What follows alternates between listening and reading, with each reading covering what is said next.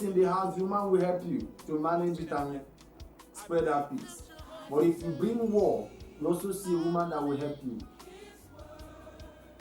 Understanding is vital. Every problem of man, every problem of humanity is connected to lack of understanding. And we are so much in a hurry. Nobody is ready and willing to be patient to understand the other person. That is why our marriage is not working.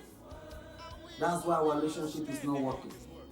It is also part of understanding that will help us to know that boys do not marry. You see, our youth is who should concentrate and be committed to his or her study. He's already going into relationship. He's already distracting himself. What business have you said that's the woman I want to marry? You still have 3-4 years to go. And most times, lack of understanding makes us not to know that out of sight at times can be out of mind. That you see this particular girl every day, you assume that that is love. And suddenly, you have been together for 3 years, 1st year, 2nd year, 3rd year. And you went for IT, only just 6 months IT. And suddenly you stop calling her or you stop calling him. Why? Because you have seen someone else there. Understanding is important. It is so understanding that will help us to know that marriage that is built on emotion will not last.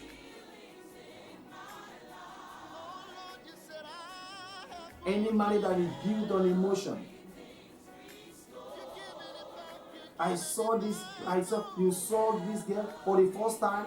You walk into a shopping mall, saw this beautiful lady, start walking, figure 8, size 6, stepping like someone who has never stepped on the floor before. And you say, wow, I can't wait to marry this girl. I love her. What do you mean? Somebody you don't know, somebody you have not met, just because you saw her for the first time? And many people make the mistake of building a marriage based on their emotion. A little change, a little snap of the finger, that emotion can shift. It is not enough to build a foundation of marriage on emotions. Emotions is not to be trusted. Emotions is not stable. Because emotions can change. Emotions shifts. If you allow time, with time, if you test emotion based on time, most times you discover that emotion will not stand. Because what you are seeing that time, your senses, your eyes, you are being attracted, your emotion is telling you she's the right one. Give it time, you discover it's not the right one. You want to have a lasting marriage, enjoyable marriage, a marriage without stress, without regret. Go beyond your emotions. I've had people marry based on emotion, and few weeks after they are married, one of them had an accident, and suddenly he said, I can't take this. I don't see myself staying with this man on a wheelchair. When I saw him, he wasn't staying on a wheelchair. I think I have to move on. Emotion. Don't depend on your emotion. No marriage works without contentment. 1 Timothy 6 verse 6. It says, but godliness with contentment is a great gain. Verse 7 says, for we brought nothing into this world, and we shall take nothing away. Contentment. Are you contented with the man? I often tell men, I often tell women, once you see yourself in a marriage, you are married, you see yourself in a marriage, I say, I do not want to appreciate or hear something like I made a mistake. See yourself that even if you feel you have made a mistake, see yourself in that marriage, throw yourself, spirit, soul, and body in that marriage and make it work. Don't compare yourself, your marriage with any other one.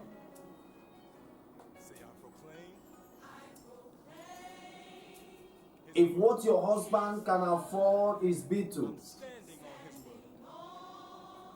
for now, be contented. Stick to him. If the man you have married is 4'7", stick to that man. If man you have married is trekking, stick to that man. If your woman is too fat and is the person you have married, stick to that woman. Be contented.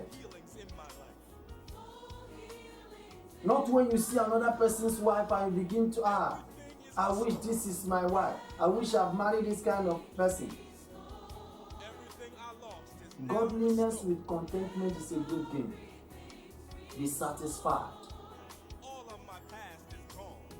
The Bible says, let the breast of your wife satisfy you. Let the breast, everything about your wife. That shape you are complaining when you married her, that wasn't the same shape. Now that she has given 4 or 5 children for you, the shape has shifted. The position of the breast has shifted. Now you are looking for pointed ones. While you are the one that pulled down the one, her own. Be contented. Most of the thing that is creating problems that most men are not contented with their wife. Most women are not contented with their husband. They are not contented with what they have. If the apartment your husband can afford is 2 bedrooms, be comfortable with it. But believe God that tomorrow will be better. Contentment in life, not just in marriage, will help us go a long way. Many of our problems today is that we are not contented. When we see this, we want to have it. You see black, you want to go for black. You see brown, you want to go for brown. You see yellow, you want to go for yellow. I once listened to a man on a live documentary on television.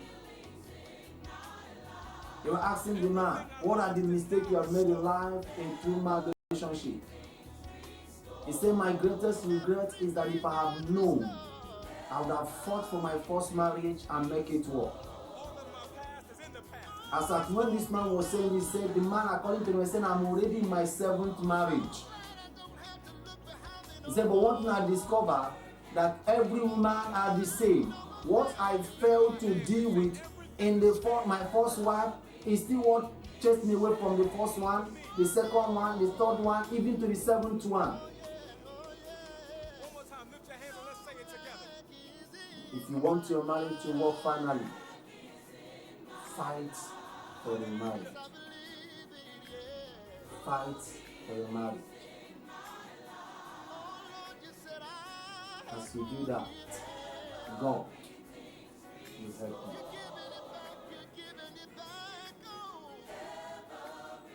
Fight for your marriage. I don't want to know what we're experiencing in your marriage right now. I don't want to know the things that are not working. I don't want to know the challenges. But one thing I want you to know, that there is a man who is in the business of fixing things that do not work. And that man is Jesus Christ. Say, come unto me, all you that are labor, heavy laden, I will give you rest. Take that problem to him. Take that challenge to him. And I assure you that he will fix it for you. And you have a new look and a new ring in your marriage. Thank you once again for listening. As a matter of fact, I pray for you that the Almighty God will bless you, will reposition your marriage, and cause your marriage to work for you. And for you that are yet to go into marriage, I pray that God will give you the desire of your heart according to His plan and purpose for you. God bless you. Thank you for watching. Once again, I remain your friend, Pastor Jesse Oyron Eziako, Marriage Discovery Hour host.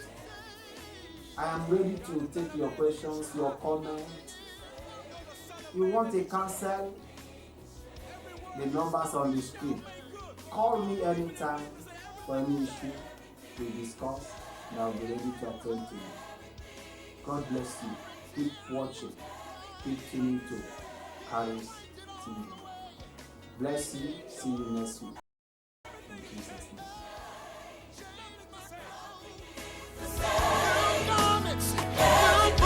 Lift your voice and say, for me.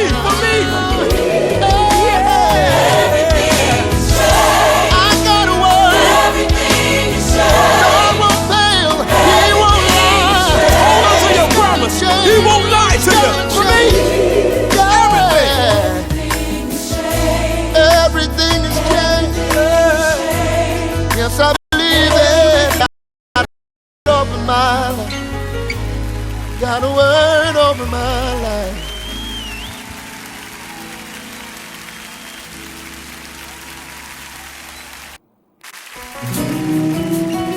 this message is for all of you that have received a word from God, and you're waiting for it to come to pass. You've been waiting and believing, but yet you still haven't seen what you're waiting for. We just want to remind you that God has never slacked concerning His promise. So you can start to talk about your promises if it's already been fulfilled. By faith, you can say everything is changed. I believe His word. I receive His word. He promised me a change, and I believe it.